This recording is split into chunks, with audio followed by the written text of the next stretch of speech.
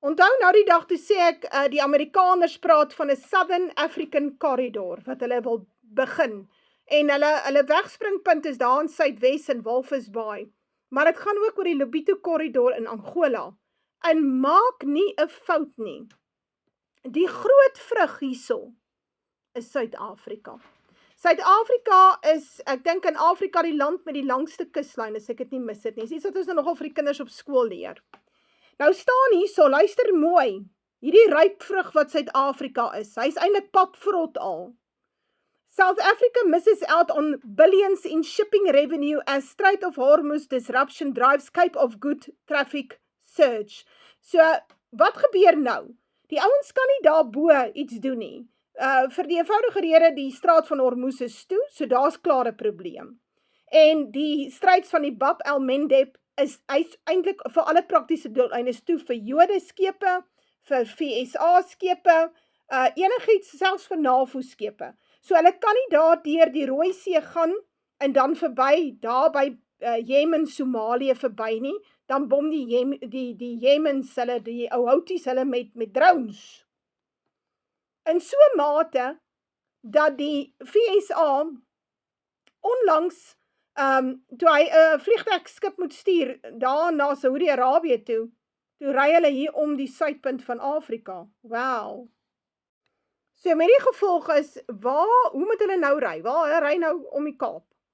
En Suid-Afrika sit met baie hawens. So uit Kaapstad, Simonstad vir militêre voertuie, militêre vaartuie.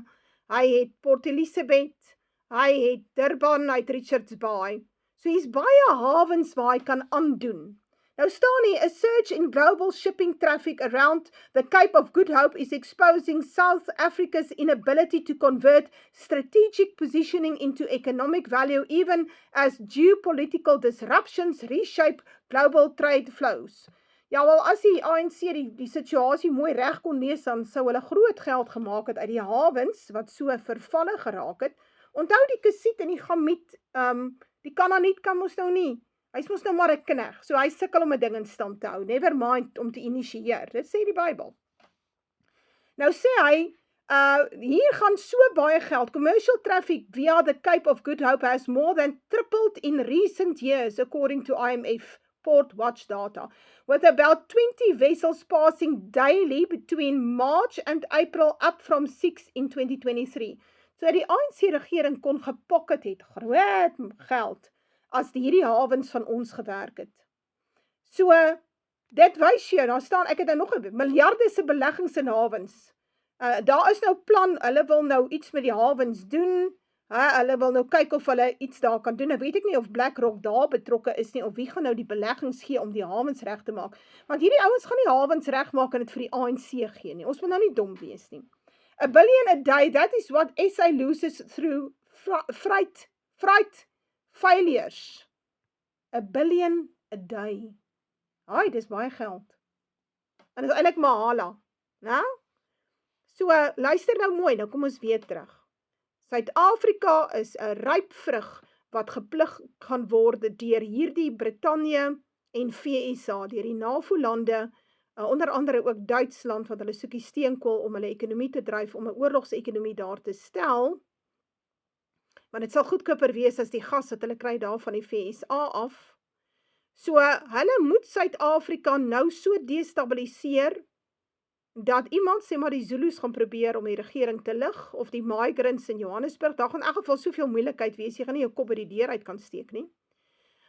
Met die gevolg is, as hulle van die ANC-regering ontslaa raak, dan sit hulle 'n puppet government in plek, en voila, al hierdie shipping traffic en al hierdie hawens kan onder BlackRock of onder die VSA inkom, onder hierdie groot monopolie, en dan het hulle beheer oor die stelsel en beheer oor die suidelike roete, die Suidsee roete.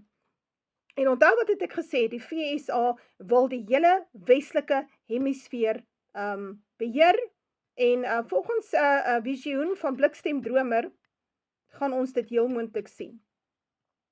En dit is hoekom ons hoekom die FSA praat van die Southern African Corridor. Hulle is nou maar net nie openlik oor die planne op die tafel om Suid-Afrika in te sluk as deel van hulle ekonomiese planne saam met Duitsland en die United Kingdom. Maar om by daai punt uit te kom, moet hier 'n bloedige revolusie wees. En jy, wit man, jy's die Peloni in die toebroodjie. Sluit aan by Suidlanders, kry 'n onttrekkingsplan. Dink by jouself, wat gaan jy maak wanneer die tyres in die strate brand en die massas kom afgehardloop met hulle pangas en vir jou verduidelik hoe honger is hulle?